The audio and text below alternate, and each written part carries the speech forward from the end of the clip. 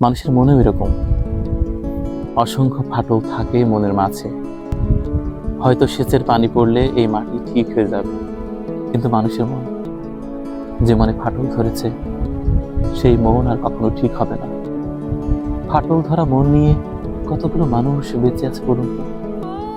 প্রতিদিন তারা মানুষের মতো চলাফেরা করে, কিন্তু প্রকৃত অর্থে তাদের মন নেই। তাদের মনে এরকম সহস্র ফাটলের চিহ্ন, যে ফাটল কখনো ঠিক হবে না। হয়তো জেনে অবাক হবেন, মনের ফাটলগুলো মূলত প্রিয় মানুষের দেয়া। এগুলো প্রিয় মানুষের দেয়া উপহার। এই ফাটল কখনো কোনো চাষাবাদে ঠিক হয় না।